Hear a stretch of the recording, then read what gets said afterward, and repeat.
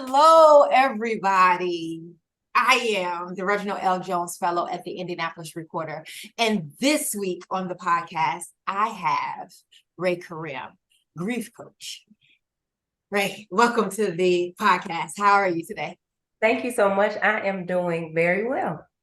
Thank you for being here. Can you do me a quick favor and tell my listeners, my readers, my viewers who you are? I am Karim, certified grief coach and certified grief informed specialist. I am also the founder of Good Grief Now, a 501c3 offering grief support to people by way of individual and group grief coaching, workshops, training, and curated community events. I love that. Good grief now, right? Yeah. Like good grief. Good grief. And it could be good. I just want to make one correction. I was pronouncing the rolling of the tongue was Karim, but you are Karim.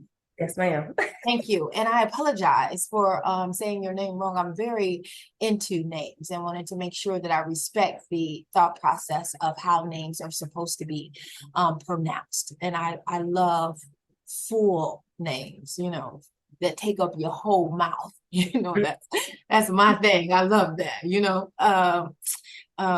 it's such a biblical thing, but even more so, it's such a Black thing, back up, I wanted all of it, Shamika. I love names in that thought process. So Karim. Yes. Thank you for correcting me in the pronunciation. But let's talk about Good Grief Now. And tell me about why you started Good Grief Now. The truth of the matter is, Tasha, Good Grief Now began simply because my mama died. It wasn't just because my mother died. It was also because 16 days prior to her death, my grandfather, her father, died. Oh. And so we buried them 14 days apart pre-COVID. This is 2017. So COVID is not a thought in any, that whole back-to-back thing was just non-existent. And our family had just experienced a lot of back-to-back losses in a matter of 4 or 5 years. My grandmother died. I had an uncle that died. Like we were just boom, boom, boom, back to back. But those were the closest in time frame.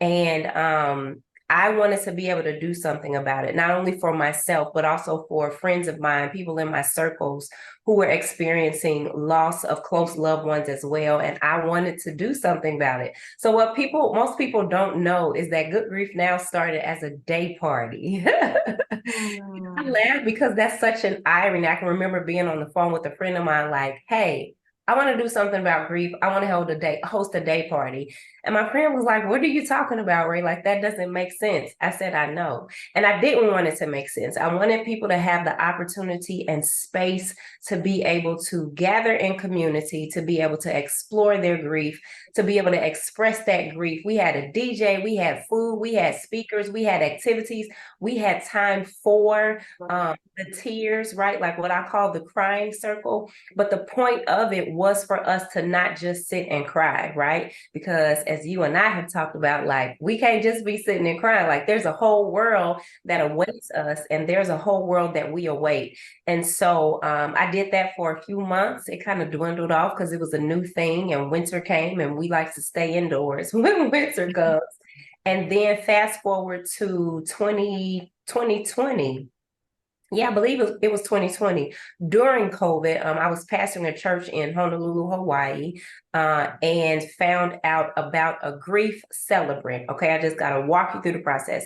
A grief celebrant is a person who tells stories at a person's funeral versus a grief officiant who kind of officiates the service.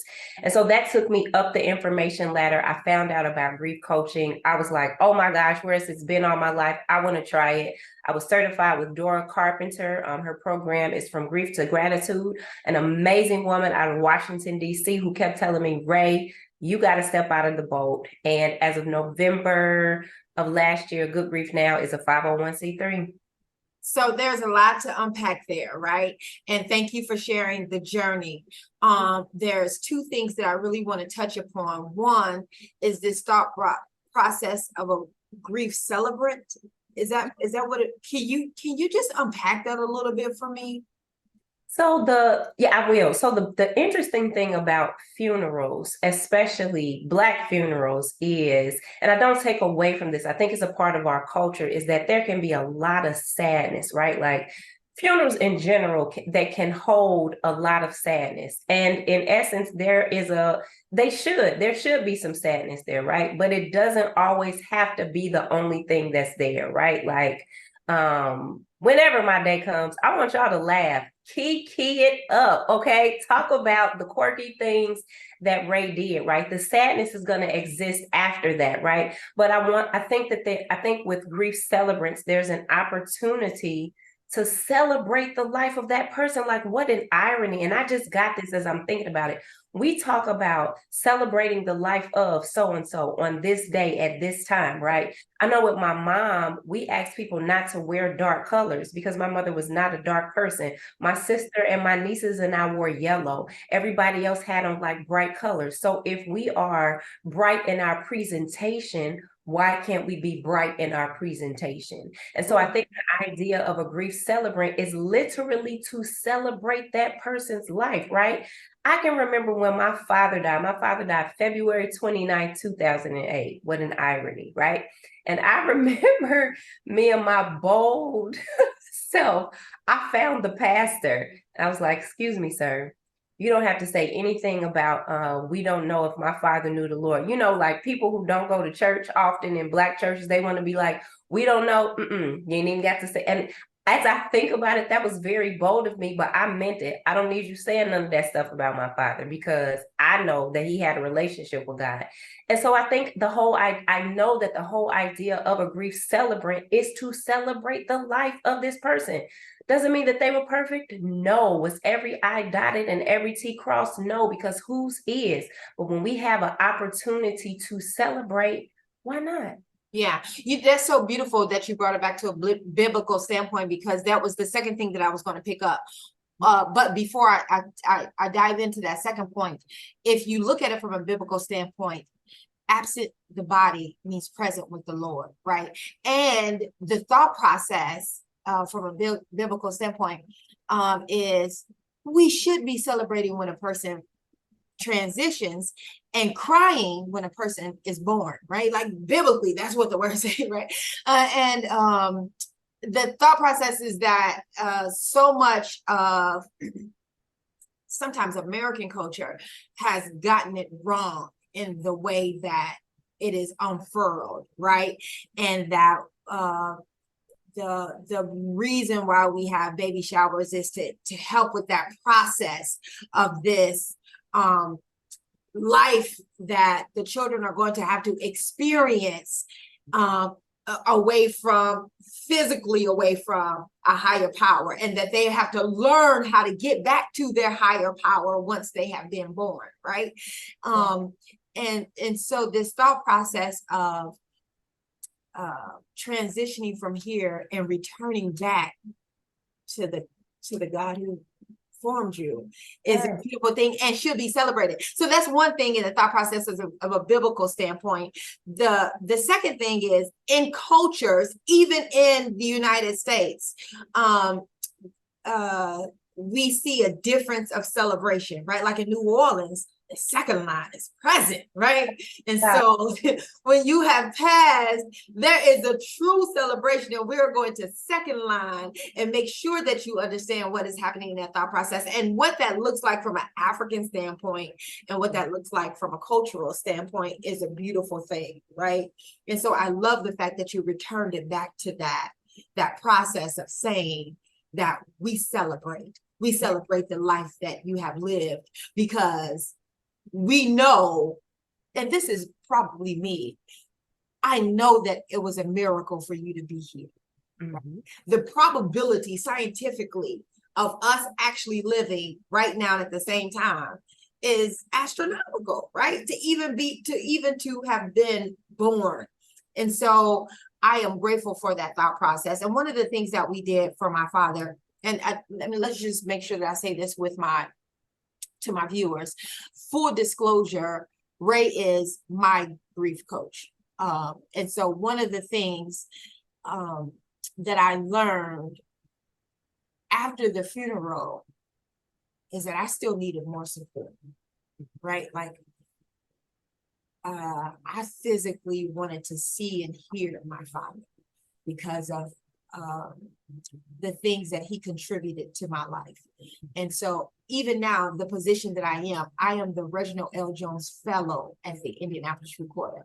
And because of his legacy, I am in the position that I am in, much like a king and his daughter, right? Like, I am the child of a king, and I know that, right? And so because of that, my crown is passed down. You know what I'm saying? To all of my siblings, not just me. Yeah. To all of my siblings. And so I am doing the work of my father. But after the funeral, I needed some additional support in regards to trudging through this water alone, using my own breaststroke. Anybody who knows my father knows that he was a great swimmer and swam every day, and that was a part of his discipline. When he was teaching us how to swim, he cheered us on. He gave us words of affirmation, and I still need to hear those words of affirmation. And so I needed to have that coaching to help unfurl that and help remind me of that. The beautiful thing about my father is that he prepared us for his death. And so I have a year-long, I have his voice saved. I have him telling me things through video. And I'm grateful that I was born in this time, right? With the internet, that I can still see him, that I can still listen to his voice. But because grief is so audacious, right? Because grief doesn't care about your plans or your thought processes, or when you think you're okay, it can just show up anywhere, right? And so anywhere at any time, right? Like these random acts of tears, these embodiment of full emotion, which brings me to the second point that I wanted to highlight that you mentioned earlier, with your mentor telling you that you got to get out of the boat, right? Which is biblical in the standpoint, right? Peter was like, God, if that's you, bid me to walk, right? And so walking on that water, and the process of walking on water, how frightening is that for you? And I think that's where that's where I pick up with even having coaching, because I was afraid to do this without my father present. I was afraid to be without my father defending the fact that I'm his. Yeah. I'm getting emotional now. I don't and if I get emotional, I'm just gonna get emotional, but it is what it is, right? Yeah. Because that's grief, and grief is audacious, and grief does not care. Like you just said, grief doesn't care about your plans or your progress. But it goes back to me for two things. First of all, the reason why I use or name the organization Good Grief Now, right?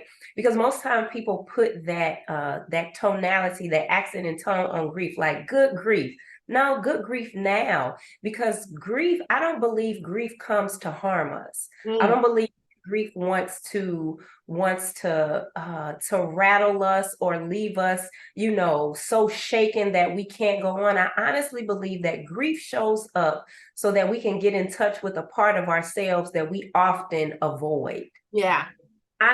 In my heart of hearts, I believe that's why grief shows up, to be like, hey, you got some feelings and emotions in there that you need to get out. And you're like, no, I got to run this errand. I got to go pick up the kids. I got to go meet my friends. We having brunch. I got this trip. I got to work. And grief is like, actually, what you're going to do is sit down. And whether can you remember your mother saying that? No, you gonna sit down. Your grandmother, whoever your caretaker was, telling you, you gonna sit down. And if they said it through their teeth, you knew you didn't have no choice but to sit down. Yeah. True story. The ends the end of July, I posted about it, that grief deboed me and showed up and was like, this is my bike now. And I Mm. didn't have a choice.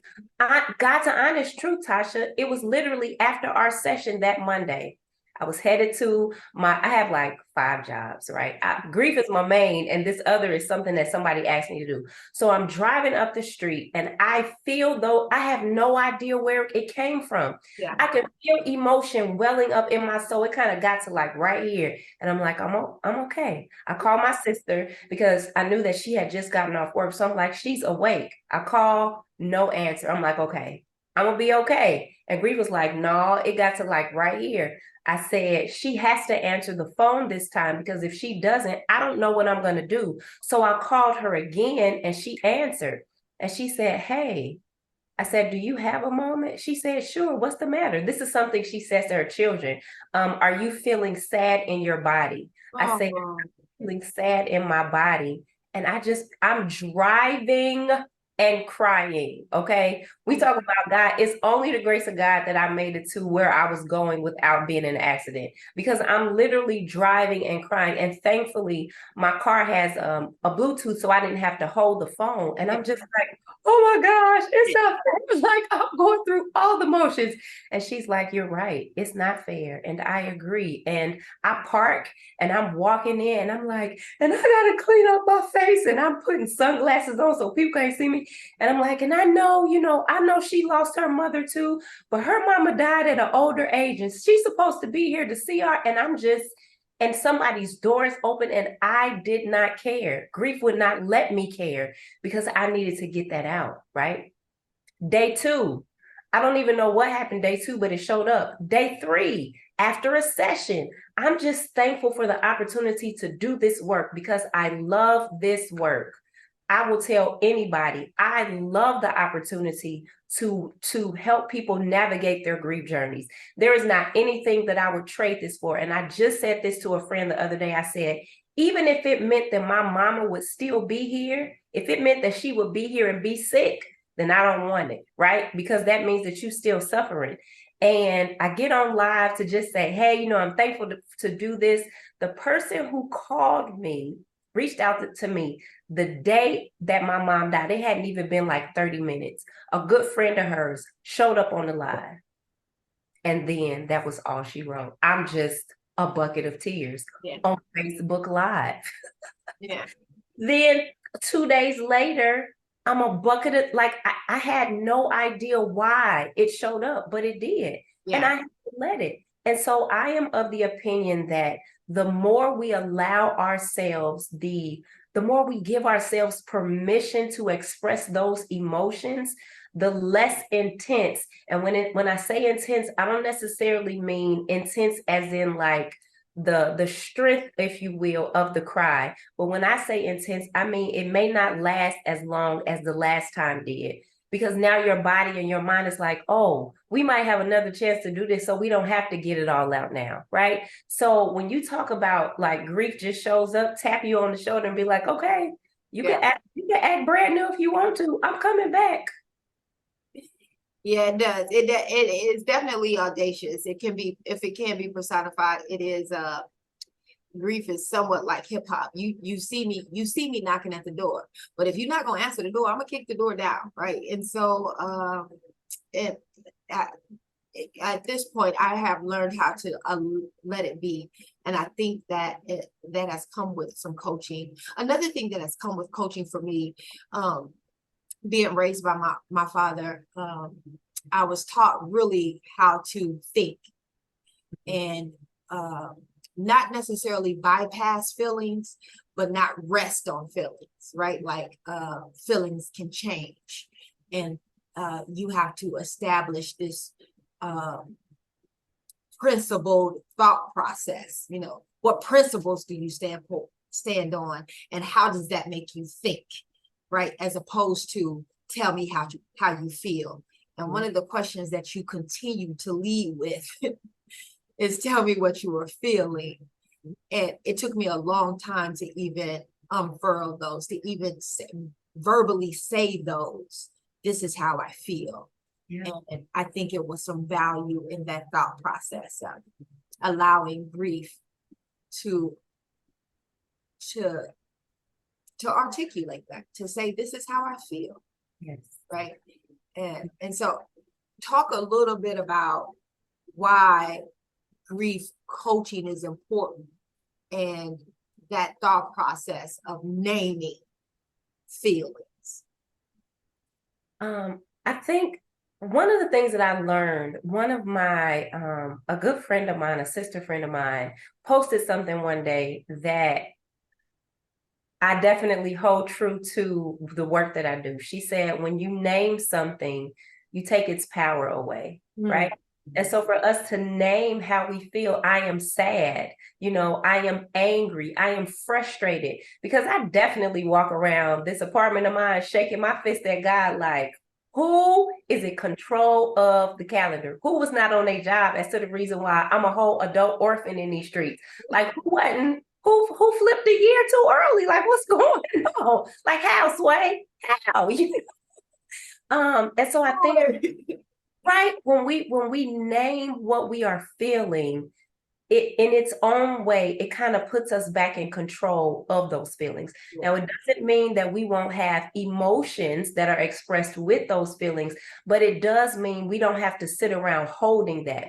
What most people don't know is that one of the number one causes for chronic illness is unresolved emotion. Imagine that, right? So that soreness and those aches and pains where they running tests and drawing blood and giving meds and they still can't find a reason for it is because 9 times out of 10 we need a good cry. And so for me as a grief coach, and maybe it's not always a cry, maybe we just need to scream, right? Maybe we just need to what are those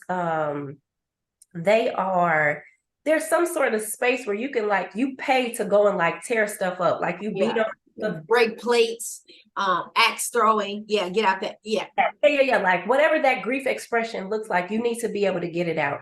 And so the reason why, I believe that's the reason why grief coaching is important, to be able to equip people with the tools to get to the place where they are okay exploring that grief and expressing that grief in ways that are not harmful, intentionally harmful. Because I'm always one, as long as you're not causing intentional harm to yourself, no pets, no properties, and no possessions, then we good. Otherwise, I got to call somebody, right? I got to figure out what's going on and why.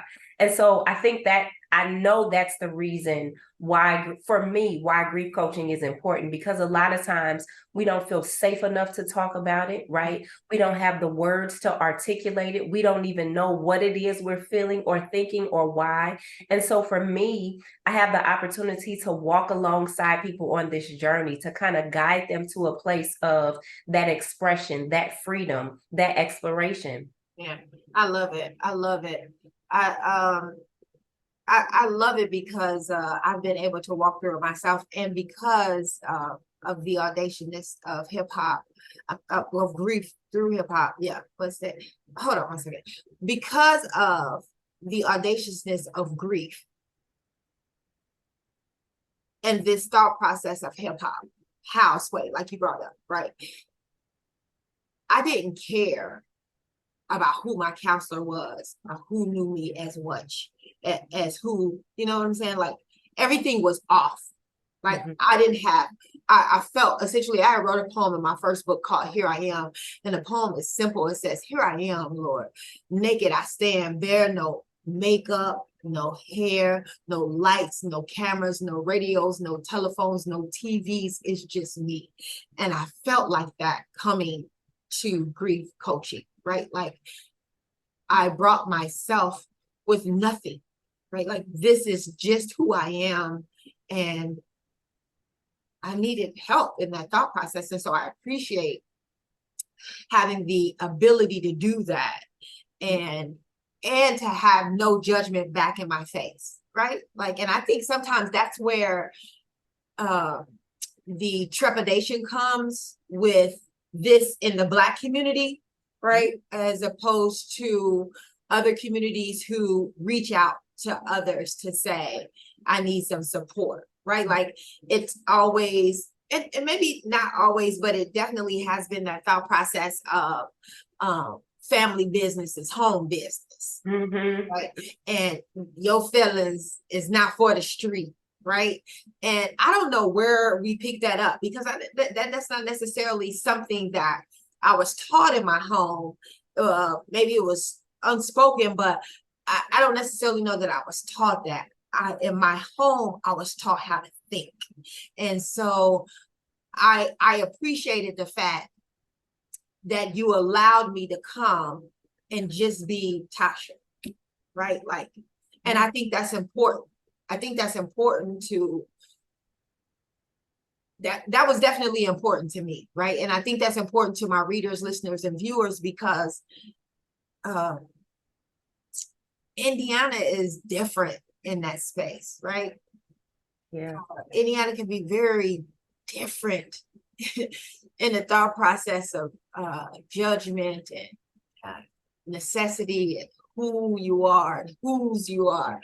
And sometimes it's all a pretense, right? Like, it's not even real itself. You know what I'm saying? So I think that if there are people who are just a little bit concerned about, who knows what, your space, Good Grief Now, made me feel like I was in safe hands. And it wasn't, I didn't feel pressured in the thought process to be anything outside of myself. And not that I don't think I show up in spaces outside of myself. I bring my whole self, but sometimes people feel like we can't be nuanced. Not like we can't be, I can't be both academic and hip hop. I can be both, right? I can be a Christian and disappointed in the way Christianity is unfurled in the United States, right? I can be both of those. And sometimes people are afraid of the nuanceness of people and afraid to take all parts of them. And I felt welcomed in this space. And full disclosure, I have allowed you to say whatever we have talked about in our sessions to the general public, but I felt safe in this space to not leave any parts of me outside the door, right? Like I'm at an age now where or really my whole life, I haven't been really good at leaving parts of me out the door anyway, but and I'm grateful to my parents for that. Like, I don't have to leave parts of me out, but I definitely did leave parts of me out with this. And it made it easier for me to really be reflective in the thought process as to why I was not sharing feelings and what took me so long to do that. And I love that you say that you were not, because you have done so well. I know you probably got tired of that question, but it's a question that I ask every client at the beginning and end of every session. How are you feeling? I think a lot of times people may come in with some pretense of like, oh, we're gonna start with this and go. And I literally go with the flow based on that question. I go with the flow based on the answer to that question, and however we may have ended the session before, like, oh, I got to make sure I ask this, or oh, I have to make sure we go back there. But if you came to session and was like, Ray, I just feel like sitting, I don't want to say anything, then we gonna sit. Yeah. Just like we did the last session, like you had your moment and I'm over here like, yeah. And if you notice, I didn't say a word. Yeah. I didn't say anything. I was taking notes and I would look up ever so often. I'm like, okay, yep, there's more where that came from, because what was there to say, right?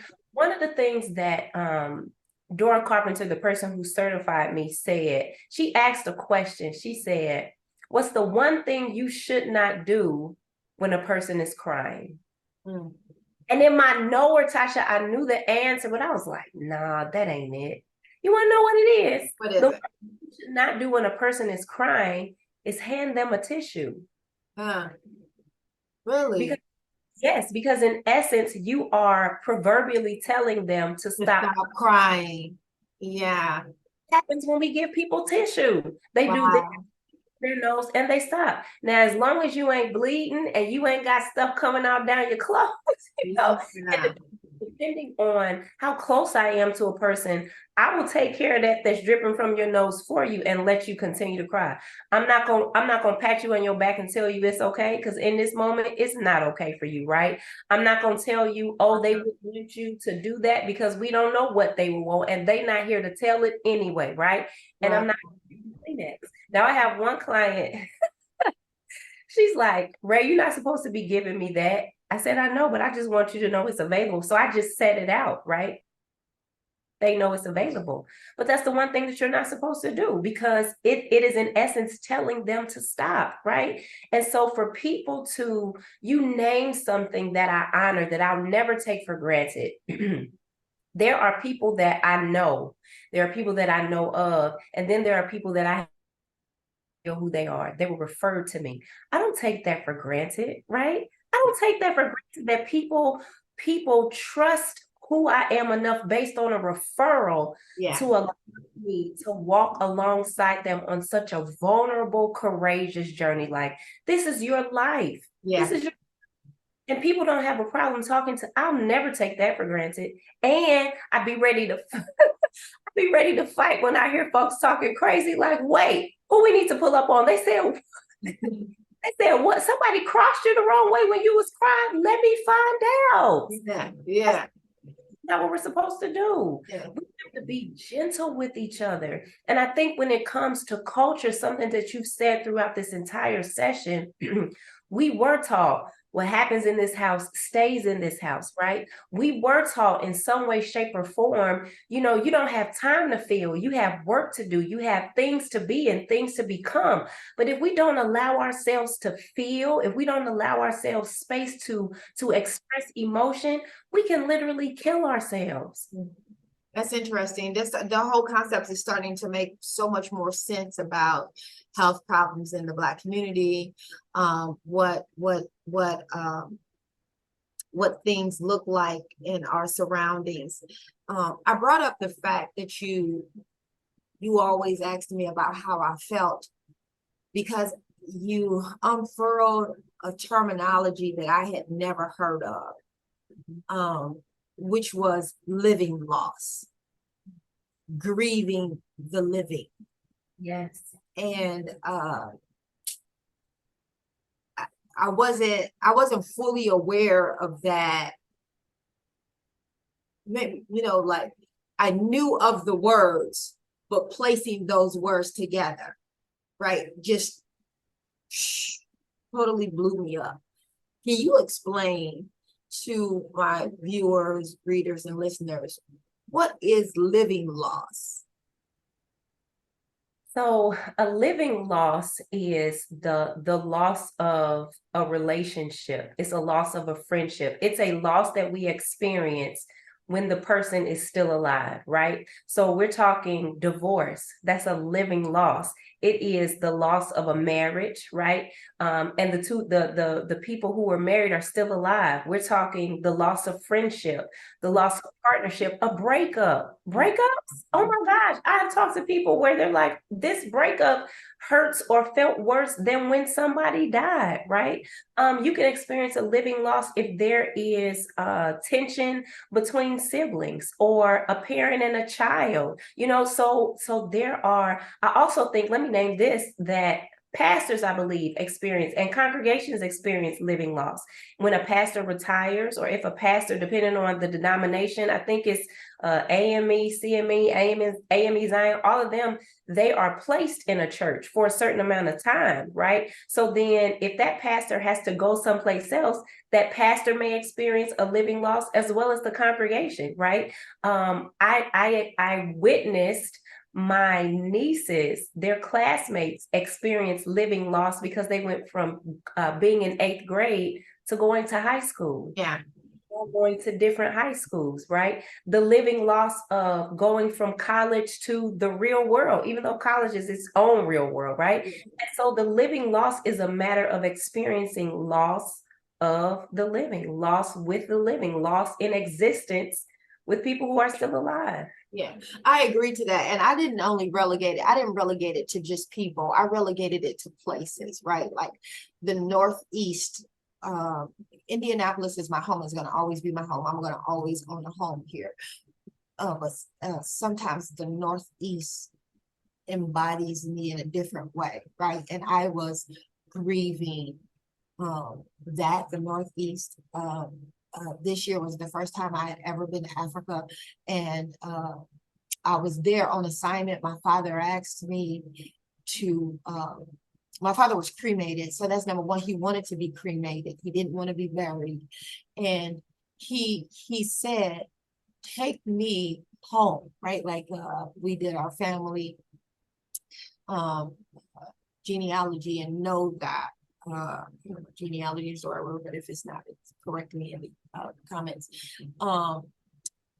The Jones family is all the way back to ancient Kemet, and ancient Kemet, which is now Egypt and Cairo, but then ancient Kemet trailed into Ethiopia, and Ethiopia today is one of the only countries in Africa that has not been colonized, right?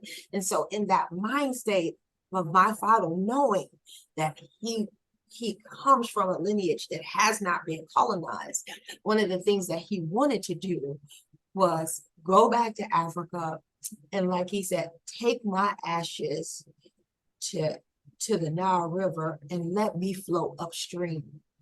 And so in the month of March, I went to Africa and completed the assignment. And when I got there, I was so welcomed. Right?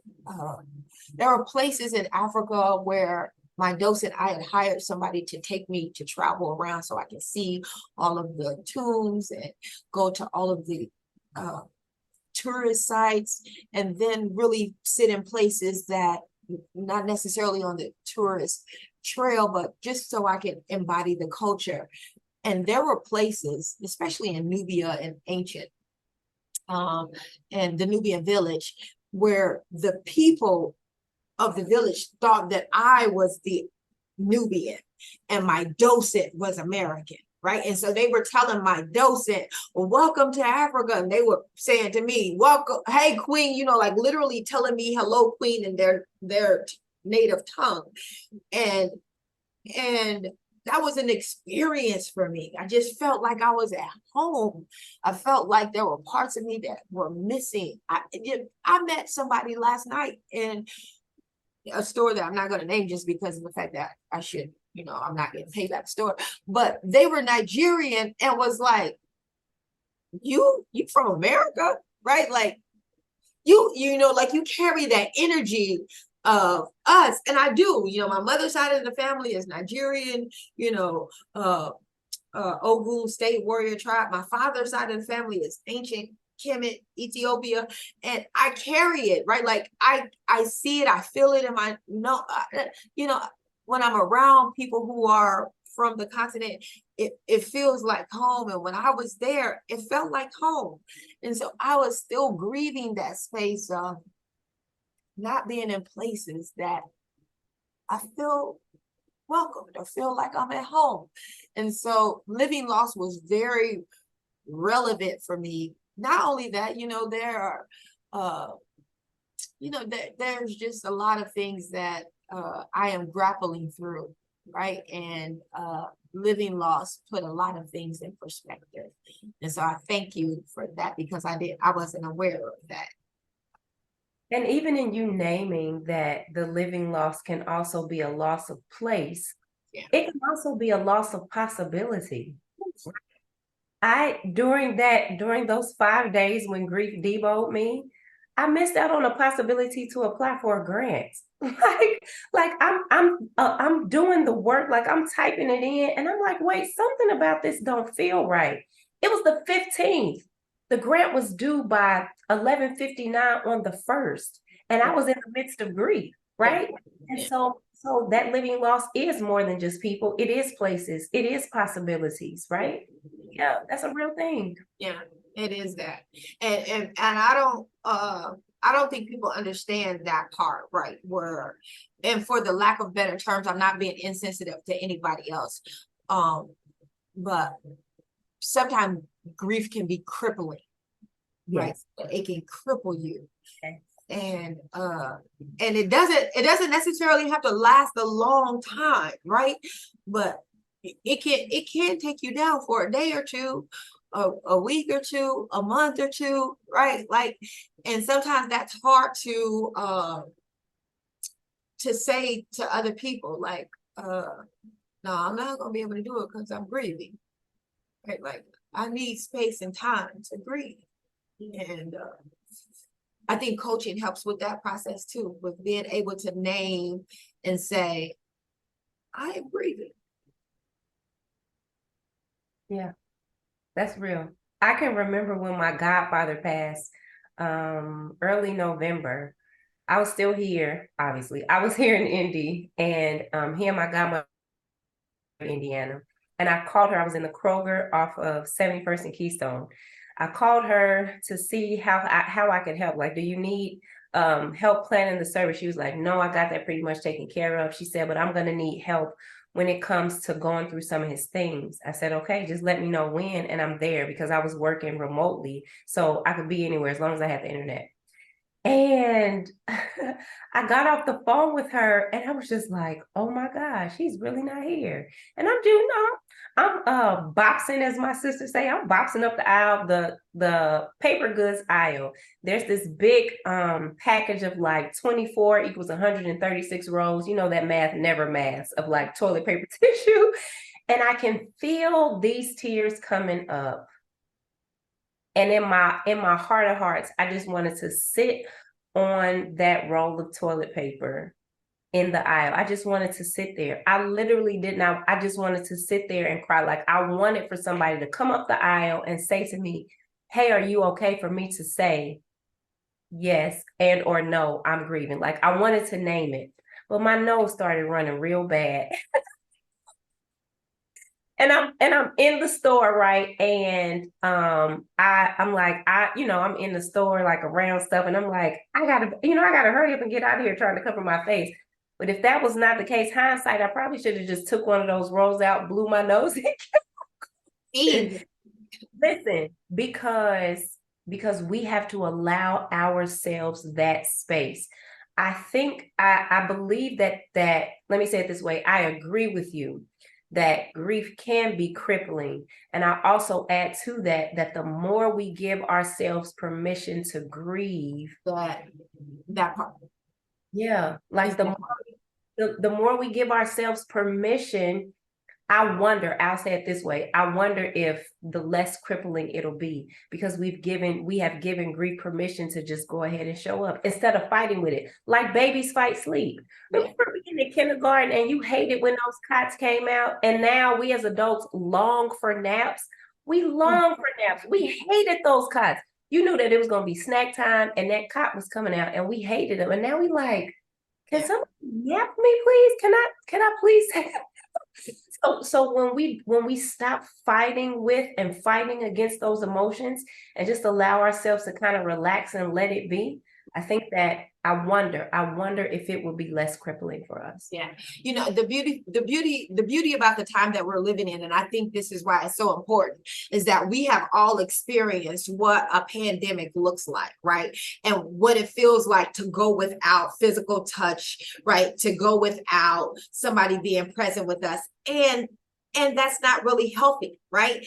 And in the thought process, right? In the thought process, we have become more available to listening to persons who says, I'm not 100%, right? Yeah. We have been able to say and have more empathy toward people who say, I need some additional support. So being in this time where mental health issues are not taken lightly, or they're not shunned, or people are not putting you in psychiatric homes because you say, I need some additional support, is a good time, right? And like, what a wonderful time for good grief now, right? It seems like it's a wonderful time. And that's not an exploiting the thought process, but it is saying to my viewers, my listeners, to me, that it is the perfect time to have good grief. I just love that name. First of all, I love the name Good Grief now, because that's exactly what it is. Like, I can be good with grief. Like it's so, yeah. This term, the phrasing of your company is so amazing, because there's so many levers that you can pull with that good grief, right? It's so many levers. So I'm as an MC and as an artist, right? I am saying to you, that's a dope name, like hell yeah. Like, yes to that, right? Pun intended, yes, right? In the thought process, but also with the aspect of why it's necessary. And I think that's the biggest thing that I want my viewers, listeners, and readers to walk away with, is that after the funeral,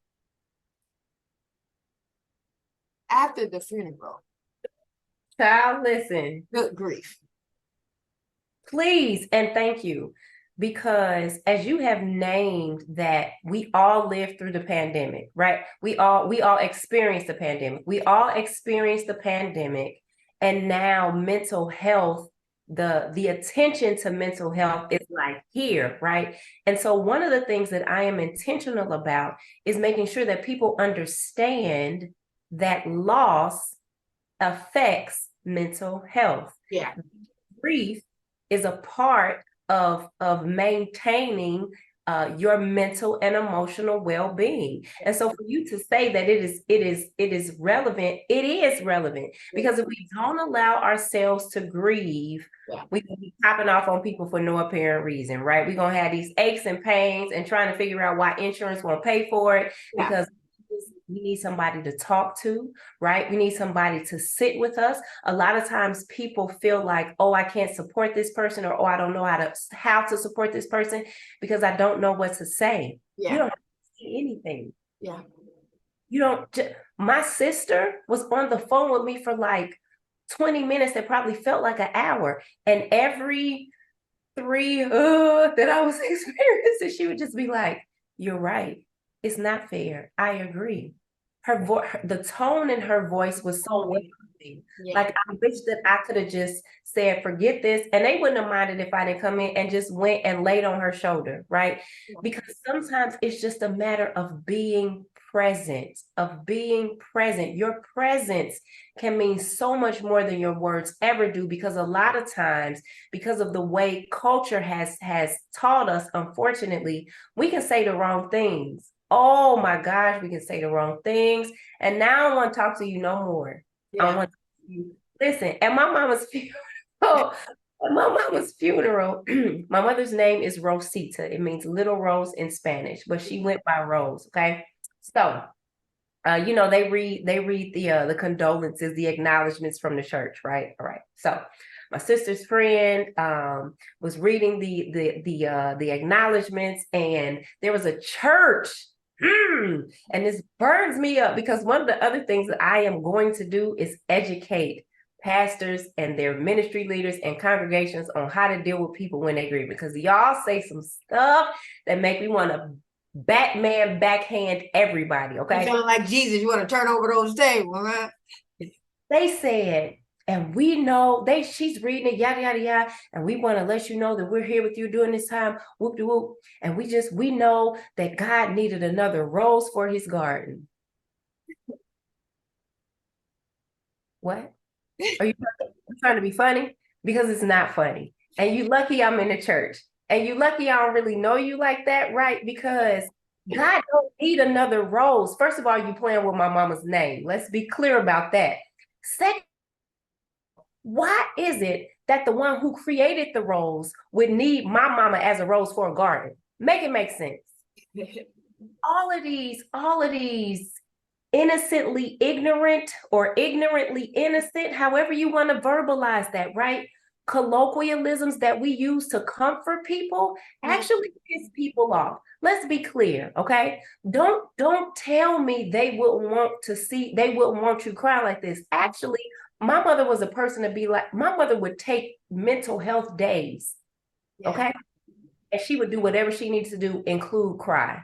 All right. Like my sister, when it comes to her children, she lets them cry. When they were little, she'd be like, if you need to cry, it's fine. And if they were crying for a little bit too long, she would say, okay, I don't mind you crying, but you're gonna have to go to your room now. And then if they got to a point of like, she was like, okay, now wait a minute, you're doing too much. But she gave them that space. I think it's so unfortunate for our culture where we have limited and boxed in and compartmentalized our emotions. You said early on about the celebration. I had the opportunity to spend my last semester of seminary as a study abroad. I studied abroad in Jamaica, right? It was there that I learned about 9 nights. So we talked about New Orleans and the second. I'm familiar. Yeah. It's called 9 nights. I think it's just the Caribbean's period, the Caribbean islands period. They do what's called 9 nights. They gonna laugh, they gonna eat, they gonna do all the things for 9 full nights, and then they have the services. And with them, I'm sure that with them steel drums playing and all of that stuff, that it is a beautiful celebration of life. Yeah. That's what it's about. Yeah. I love that. I love 2 things that you named. And you named this earlier, but I love it. It resonates in my mind with, are you sad in your body? I think that's a very good question. It's a very profound question too, right? Because sometimes I didn't know that my body was experiencing that type of sadness. Like I wasn't aware of it. And I think that's one of the things that I really love about going to grief coaching is that some of the things that I wasn't intentionally aware of is coming out, right? Like, and I think this is another thing that I need to name too. The things that are coming out, the space is there for them to come out, but you don't leave me in that space where I am not whole once we finish, right? And I love that too, right? Is that a part of the training of ensuring that people who are broken, that they come to you broken, that they leave maybe a little bit more whole, and that they have a plan in regards to how to navigate this space? Absolutely. Absolutely. I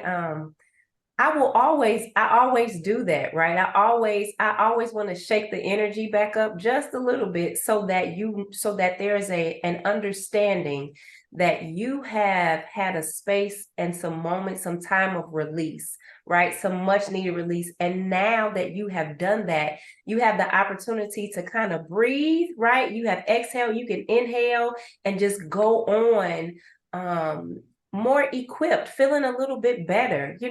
Again, I also tell clients, I have clients when I ask the question, how are you feeling? There's no wrong answer. If you come into a session, you like, Ray, I just don't feel like it today, but I showed up. I'm gonna tell you, I'm glad you showed up, and we gonna do what we do. And at the end of the session, I'm gonna say, how are you feeling? And you might say, I don't feel any better. And I'm gonna tell you that's okay. But remember, I'm gonna go back to the fact, but remember, we worked through some things, right? And so it's okay that you don't feel okay. But I'm also gonna remind you to engage joy, because I saw this on Instagram that because we don't know when grief is going to show up, we have to be intentional about our joy. Yeah. We have to be intentional about our joy. And so it is a part of that training for me. And just the way I implement my work to make sure that you have done work today, right? I don't want anybody to walk away feeling, oh, I didn't really know. Yes, you did. Because a lot of times I'm not a person that considers any victory large or small. A victory is a victory, right? A blessing is a blessing, right? So we're not looking at this. Spoken like a true coach. Right. Thank you. Because even if it's not going to be small to me, I'm going to celebrate you for it. I'm going to commend you for it. I'm going to acknowledge you for it. And then I'm going to say, now go ahead and go do something for yourself. Celebrate you, right? Acknowledge the fact that you did this thing and celebrate it in the greatest way that you possibly can. Because that's also going to be a reason that you come back, because I didn't leave you broken, right? We are acknowledging the wins and the victory and the progress. And I'll be like, all right, go do the thing that's going to make you smile. And then we're going to talk about it next week. Yeah, I love that. I love that. And I think that's where we should cut the conversation for the sake of time, and for we are introducing the topic, and maybe we can revisit it over time, right? Because it should be revisited over time. But I really wanted my readers, listeners, and viewers to know that after the funeral, there is good grief, right? And maybe that's what I'll title the piece. I'm not really for sure yet, but I do know that I wrote the poem after the funeral. I like. Go ahead. I like that. Yeah, because like a lot of times you get so much, you get so many people reaching out before the funeral, right? But after the funeral, you know, my mother had to experience being in the bed by herself for the first time in 35 years, 40 years.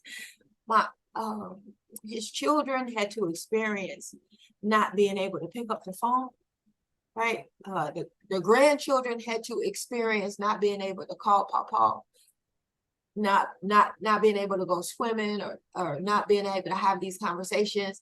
The community had to experience nobody advocating, right? My father was the people's champ, right? Like, and yeah, so for me, it was that part. And after the funeral was so profound, because where is it now, right? Where is everybody, right? Like, and that's when you needed them the most, after the funeral, in my opinion. But I was grateful that I found good grief after the funeral. And I pray that more people can find good grief now, right? Because it's necessary. Oh, there was one thing too. There is a pitch coming up. I had just read about the Impact Central Indiana Pitch Fest. I think it's coming up on September the 25th. I'm gonna send you the information if you don't have it, but I pray that you get it, and I pray the business expands, because there is there are more people who need it, and there are more people who need us. Right? Like, me being 100% healthy in my being is what impacts the way that I write rhymes. It impacts the way that I write poetry, which in turns impact the people who are listening to it and who need it to move forward. But I can't be that without you being present. You know what I'm saying? Like, so the Houseway moniker is that, right? Like, good grief now has to happen for people who are experiencing this grief, in order for them to get back to what it is that they're called and purpose to do in their life, right? And me, as a writer, as an educator, I am purpose to people who have been hurt, abused, neglected, molested, raped, right? That's my calling, is to that. And I know that, but how can I be that full person if I am not whole myself? And I think good grief has really just helped me become, step by step, put together some things that I didn't know that I needed to go through. That's number one. Number two, I didn't know how I could go through without this big presence of Reggie Jones in my corner, cheering me on every day. And I'm grateful and honored, and thank you for being a part of my journey. And I pray that more people can experience you as a part of their journey, because you really just helped me change how I look at it, and which was a biblical standpoint. We really should be celebrating the life that we got to experience. And I'm honored and grateful that I've had the opportunity to experience my father, and that the world got to experience him as well, right? And so but you help me see that in a more clear way. And I'm grateful for Good Grief. And anything that we can do to help spread the word about Good Grief Now, I want to do. So I'm gonna send you over, because somebody sent this to me. I don't know if somebody sent it to me or if I found it, but the pitch is coming up, and prayerfully you can put in, you know, your information, because the work needs to continue.